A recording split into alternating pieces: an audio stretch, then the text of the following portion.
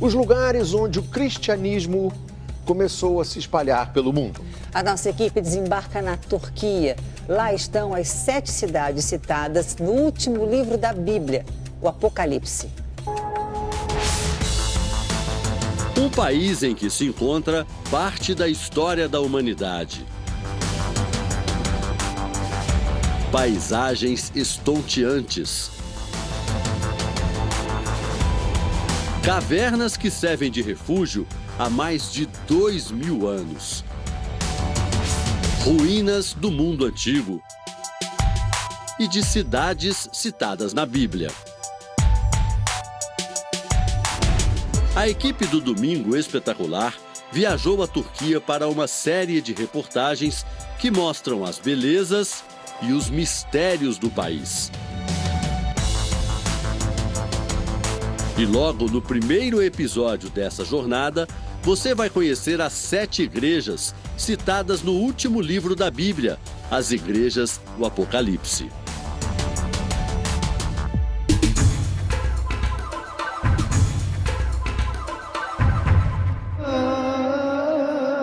Com quase 80 milhões de habitantes, a Turquia é um dos países mais antigos do mundo.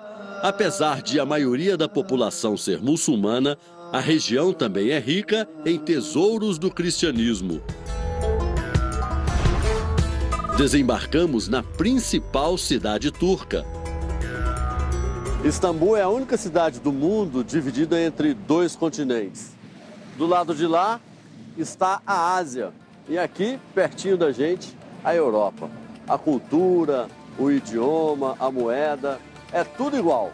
Só o que muda é o prefixo do telefone. Logo precisamos deixar a metrópole para trás. Seguimos viagem e rodamos centenas de quilômetros país adentro. Durante 5 dias, visitamos as 7 cidades do Apocalipse. Percorremos Pérgamo, Esmirna e descemos para Éfeso. Visitamos também Tiatira, Sardes, Filadélfia e, finalmente, Laodiceia. Todas essas cidades hoje recebem outro nome, mas preservam os fragmentos do início do cristianismo. O Apocalipse é o tema da novela da Record, que chega agora à fase final. Quem assiste já viu o arrebatamento. Ai, Yuri, vem logo! Quando Deus retira todos os verdadeiros cristãos da terra. E também a chegada de falsos profetas e do anticristo.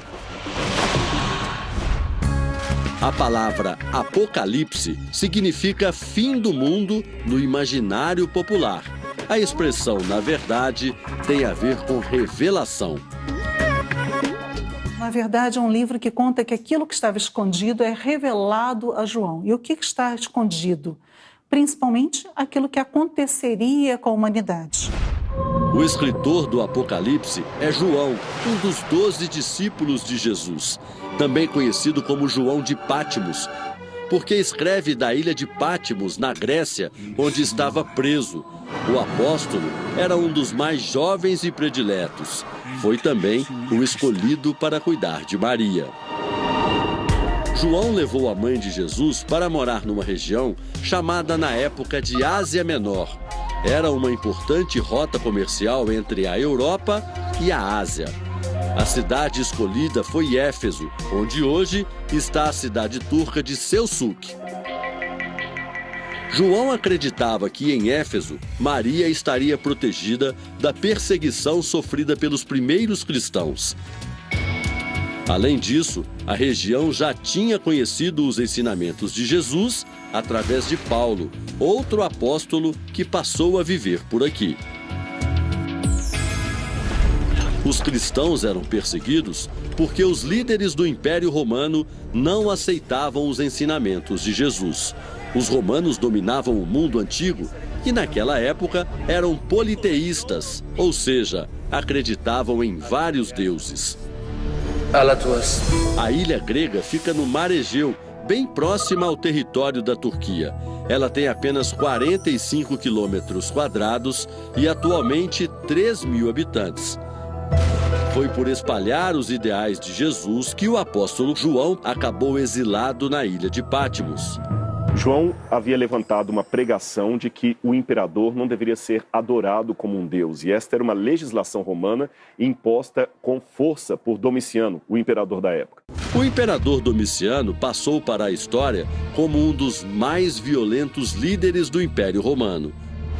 Ninguém sabe ao certo quanto tempo João passou na ilha. Acredita-se que foram pelo menos 2 anos. Foi lá que ele recebeu a revelação do Apocalipse. Jesus apareceu ao apóstolo para mandar um recado ao mundo. O livro do Apocalipse contém informações sobre o final dos tempos, o julgamento final e a segunda vinda de Cristo.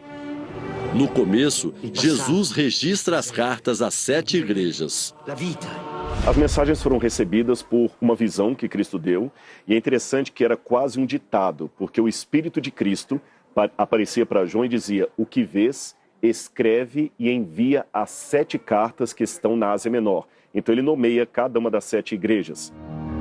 7 na Bíblia é o número da perfeição. Nos primeiros tempos do cristianismo, igreja era qualquer lugar onde os cristãos se reuniam.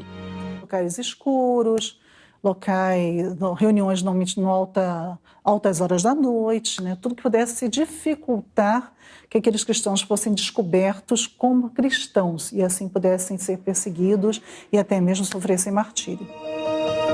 As cartas foram enviadas para os líderes do cristianismo nas 7 cidades. As pessoas se reuniam nas casas umas das outras porque as igrejas físicas que a gente conhece hoje ainda não existiam. Elas só começaram a ser construídas a partir do século IV depois de Cristo. As 7 cartas formam o livro do Apocalipse. O conteúdo dos textos tem elogios e críticas aos cristãos. É interessante que o fato do Espírito de Cristo dizer a João tanto elogios quanto advertências nas cartas exemplifica que a Igreja de Deus, em todo o seu período, houve fases em que precisava ser maiormente advertida e outras que precisava ser elogiada, incentivada. Agora, em qualquer das situações, quer seja elogiando ou advertindo, Deus está preocupado com a salvação do ser humano.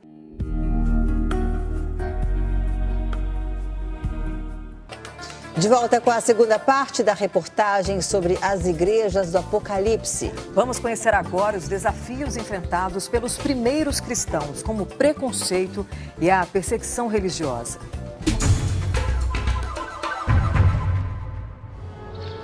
Nosso roteiro pelas 7 cidades começa por Éfeso, no extremo oeste da Turquia. A localização fez da cidade um importante centro de comércio e negócios para a época. As casas eram construídas em terrenos inclinados, de maneira que uma não atrapalhasse a visão da outra. No mundo antigo, aqui também ficava o templo de Ártemis, a deusa grega da caça. Hoje restam apenas ruínas, mas ainda é possível perceber a dimensão da obra. Foi neste ambiente que João se tornou um incansável peregrino na divulgação do Evangelho. Encontramos turistas brasileiros passeando por Éfeso, emocionados por estar em um local tão importante na história bíblica. Quem é cristão, a questão emocional é incontrolável.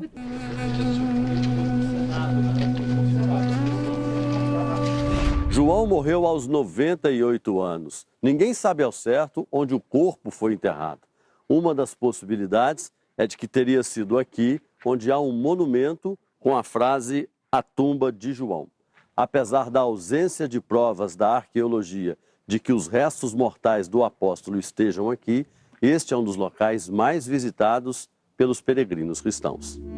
Séculos depois da morte de João, um santuário cristão dedicado ao apóstolo foi construído a poucos metros do templo de Ártemis.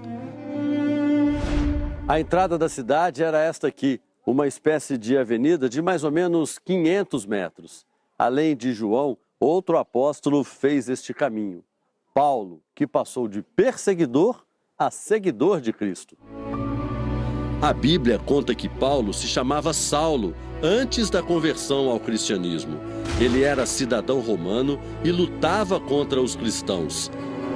Até o dia em que teve um encontro espiritual com Jesus no caminho de Damasco, a 1.600 quilômetros daqui, na atual Síria. No cristianismo dos primeiros tempos, Éfeso teve como líderes religiosos João e Paulo. Por isso era uma igreja tão forte. Na carta a Éfeso, Jesus elogia as qualidades da igreja e dos servos dedicados. Conheço as suas obras, o seu trabalho árduo e a sua perseverança. Sei que você não pode tolerar homens maus, que pôs à prova os que dizem ser apóstolos, mas não são, e descobriu que eles eram impostores.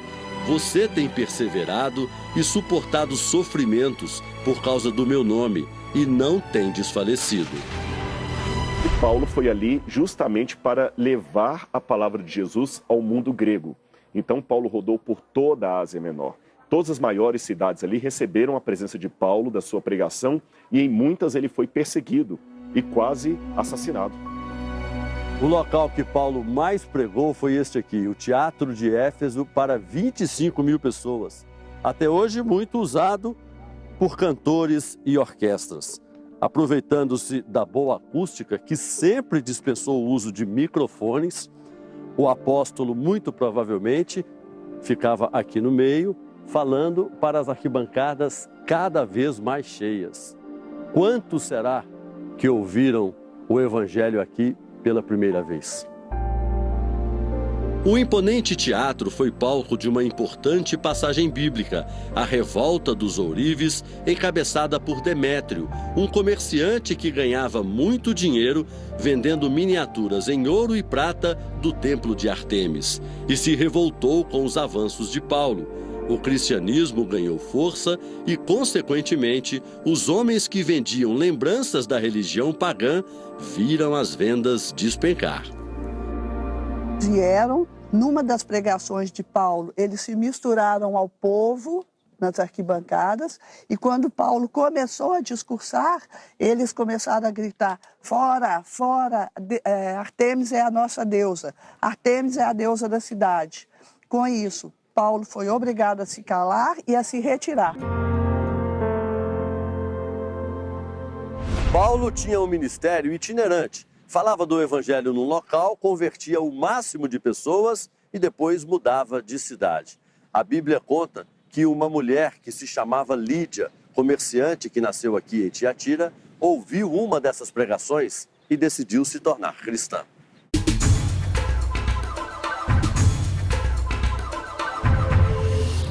O caso ocorreu na região de Tiatira, atual cidade de Aquissar. O município moderno tem cerca de 170 mil habitantes. As ruínas de Tiatira foram descobertas em escavações realizadas 43 anos atrás.